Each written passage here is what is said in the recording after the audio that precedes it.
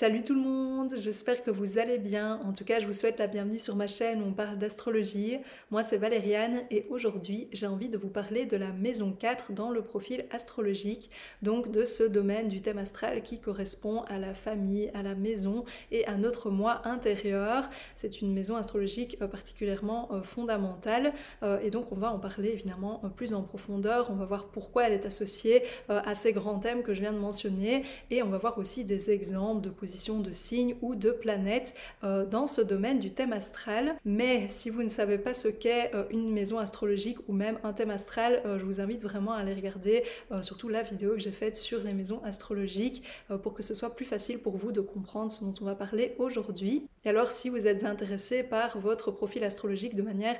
plus générale ou même que vous avez une question spécifique, sachez aussi que j'interprète les thèmes astro et que donc vous pouvez me contacter par rapport à ça via les informations qui seront mises dans la description de cette vidéo. Et enfin, pour ceux qui sont abonnés à la chaîne ou qui ont tout simplement l'habitude de regarder mes vidéos, vous aurez sûrement remarqué que le décor a changé parce qu'effectivement, j'ai moi-même concrètement déménagé, ce qui est assez adéquat par rapport à la vidéo d'aujourd'hui qui concerne justement la maison. Mais en tout cas, voilà, c'est l'endroit que j'ai trouvé pour la vidéo d'aujourd'hui et sans plus attendre, entrons dans le vif du sujet.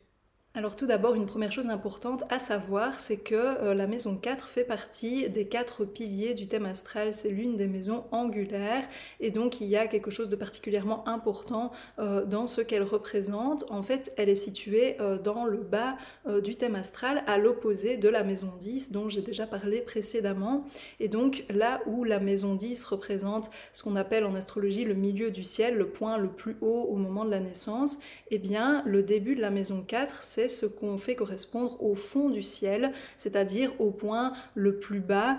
sous la ligne de l'horizon au moment où l'on est né. Alors je vous dis ça déjà pour votre information, mais aussi parce que je trouve qu'il y a une symbolique là derrière, c'est-à-dire qu'on peut mieux comprendre en quoi alors la maison 4 est associée justement à la personne privée, comme je l'ai dit au début, à notre moi intérieur, là où la maison 10 représente notre personne publique, une partie de nous qui est très visible, et bien ce qu'on va avoir comme énergie dans la maison 4 est plutôt une partie de nous qui est intime, qui est privée et qui se rencontre, qui s'active plutôt quand on est dans un contexte familial. Effectivement, la maison 4, c'est une maison très associée à la psychologie, à nos émotions premières, c'est-à-dire à ce qui a eu un impact sur notre développement émotionnel. Et donc en regardant notre maison 4, on peut voir quel a été l'environnement familial dans lequel on a évolué concrètement, mais surtout émotionnellement, quel impact ça a eu sur nous, parce qu'en fait c'est aussi à partir de cette base émotionnelle qu'ensuite on va dans le monde, donc dans un sens plutôt conceptuel, qu'après on passe à la personne publique, donc à l'opposé de la maison 4 dans la maison 10. Alors je vais déjà m'arrêter ici pour donner un premier exemple, juste avec un signe. Donc imaginons que la maison 4 de quelqu'un débute par le signe du Verseau, donc on dit que Verseau dirige la maison 4 chez cette personne, sans oublier évidemment que tout ce que je vais dire ici n'est pas aussi précis, nuancé et approfondi que ce que peut réellement donner une interprétation d'un thème astral complet. Mais donc si quelqu'un a le Verseau dans la maison 4, ce que ça peut indiquer, tout d'abord, c'est qu'il a peut-être évolué dans un environnement familial qui était, comme les caractéristiques du Verseau, c'est-à-dire assez original, hors norme, quelque chose qui différait beaucoup des normes sociétales de son temps. Donc peut-être que cette personne, par exemple, avait une famille qui valorisait peut-être autre chose que les liens de sang, donc il y a une sorte de revisite du concept de famille. Mais ce qui est possible aussi, c'est que la personne elle-même se sente très différente, très originale et spéciale au sein de sa famille. Donc comme vous le voyez, le signe peut décrire l'environnement familial en soi, mais aussi comment nous, on s'est senti dans un environnement familial, et ça peut être les deux en même temps ou à différents moments de notre vie. Donc peut-être que cette personne s'est toujours sentie comme quelqu'un d'à part, qu'elle ne voyait pas trop le lien entre les membres de sa famille et elle-même, ce qui peut développer un certain détachement au niveau émotionnel, parce que comme je l'ai dit, la maison 4, c'est vraiment une maison astrologique qui est en lien avec nos fondements au niveau psychologique. Et puis peut-être que plus tard, lorsque cette personne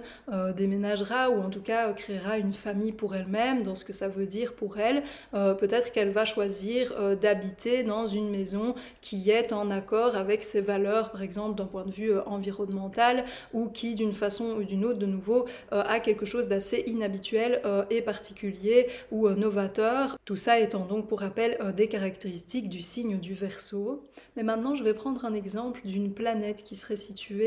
dans la maison 4 de quelqu'un. Ça va permettre d'aller plus en profondeur aussi sur ce que ça peut apporter, sachant que quand on a une planète située dans une maison astrologique, je trouve que cette maison est en quelque sorte plus activée dans notre vie. Il y a plus de choses qui se passent extérieurement ou intérieurement. Donc prenons l'exemple de quelqu'un qui aurait Saturne dans la maison 4 en ignorant le signe dans lequel se situerait cette planète, de nouveau pour que ce soit compréhensible et que vous voyez comment fonctionne la signification de la maison 4 dans un thème astral.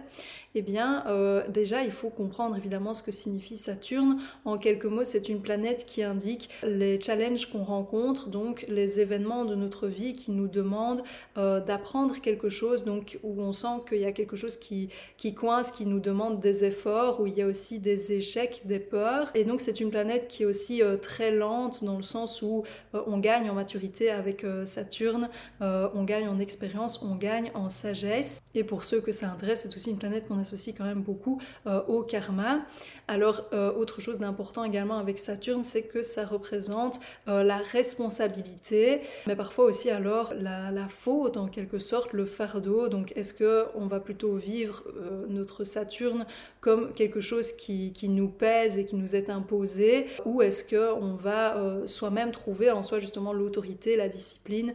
et l'appliquer à notre vie. Évidemment, je le dis déjà dans d'autres vidéos, on ne vit pas forcément un certain endroit de notre thème astral tout le temps de la même manière dans notre vie, et justement c'est ce que je vais essayer de montrer aussi dans l'exemple présent. Donc si quelqu'un a Saturne dans la maison 4, maintenant qu'on sait ce que signifie cette planète, ce que ça peut indiquer, déjà si vous réfléchissez à ce que représente la maison 4 en soi, qui est normalement une sorte de cocon, un environnement familial, quelque chose de sensible, d'émotif, et qu'on l'associe à Saturne, il y a une sorte de désaccord entre guillemets, dans le sens où justement cette personne peut rencontrer dans son enfance, dans son milieu familial premier, beaucoup de froideur, beaucoup d'intolérance, beaucoup d'exigence. Ça peut être une personne qui a eu le ressenti de devoir être très vite adulte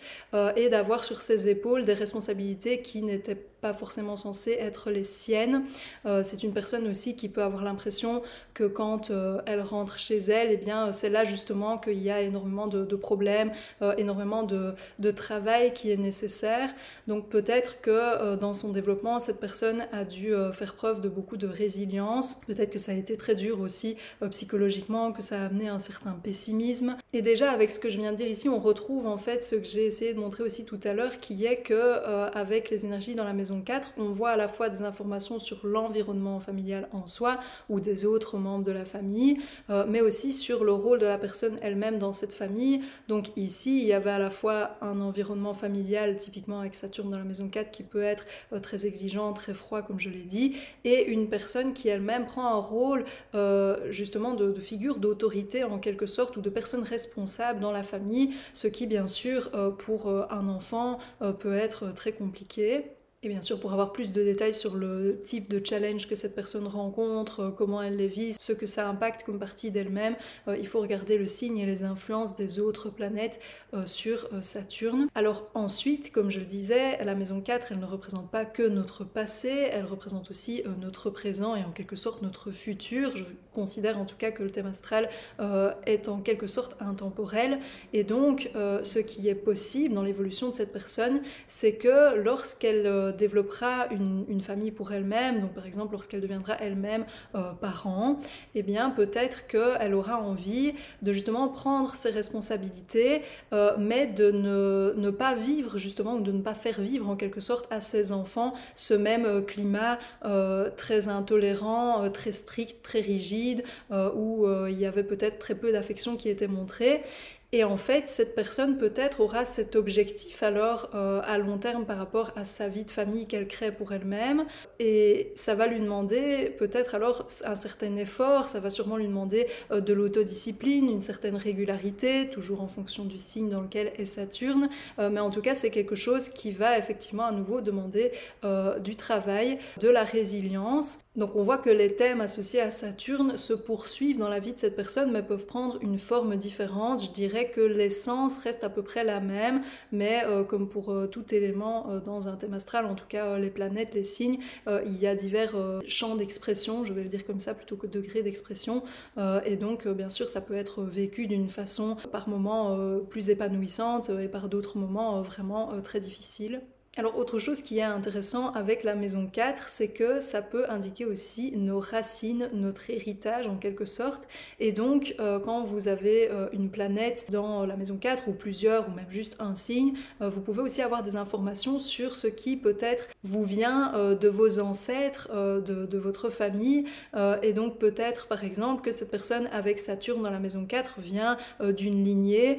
qui a eu beaucoup de difficultés justement dans le contexte familial, dans l'environnement familial, ou peut-être que les notions de devoir et d'éthique étaient extrêmement importantes pour certains membres de cette famille. Il faut aussi comprendre, comme je le disais, que la maison 4 indique des choses sur notre être intérieur et sur quelque chose de vraiment fondamentalement émotionnel pour nous. Et donc, avec Saturne dans la maison 4, ça peut montrer quelqu'un qui a, dans un premier temps en tout cas, un peu de mal à s'ouvrir émotionnellement. Bien sûr, il faut regarder aussi où est située la Lune, quelles sont ses influences, etc. Parce que la Lune, en l'occurrence, concerne aussi notre être émotionnel. J'essaye de simplifier ici. Mais donc peut-être effectivement que cette personne a besoin de temps aussi pour laisser quelqu'un entrer dans son cocon, dans sa vie privée. On peut voir là-dedans le fait que, vu qu'elle a vécu certaines difficultés par rapport à ça, il y a un sens aussi, une sorte de logique, ou peut-être que puisque cette personne sait qu'elle met beaucoup d'efforts et d'importance et de sérieux dans sa vie familiale et dans sa vie privée, et bien qu'elle ne va pas ouvrir les portes forcément à tout le monde. Alors on peut aussi utiliser l'astrologie ou percevoir les maisons astrologiques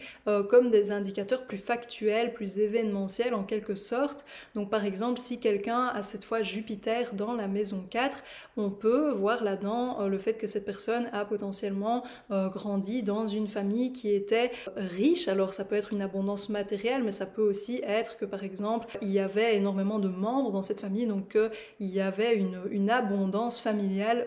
chez cette personne dans son développement. Alors peut-être aussi qu'il y avait beaucoup de croyances au sein de cette famille, que c'était une famille qui était rattachée à une certaine religion ou à une certaine philosophie et que ça a été proéminent dans l'éducation ou dans le développement émotionnel en tout cas de la personne qui a Jupiter dans la maison 4. Mais alors moi j'aime toujours bien associer aussi la dimension plus psychologique, plus intérieure, en fait c'est surtout ça, à des manifestations extérieures, donc de nouveau à des faits, à des événements. Et donc en l'occurrence quelqu'un qui a Jupiter dans la maison 4, ce que ça peut indiquer de manière interne, c'est que cette personne justement a beaucoup de reconnaissance par rapport à sa famille, par rapport à son environnement familial, ou peut-être qu'elle a une vision, certaines croyances par rapport à la famille en soi qui sont assez optimistes, ou en tout cas où elle prend certaines libertés peut-être aussi par rapport à ce qui lui avait été inculqué,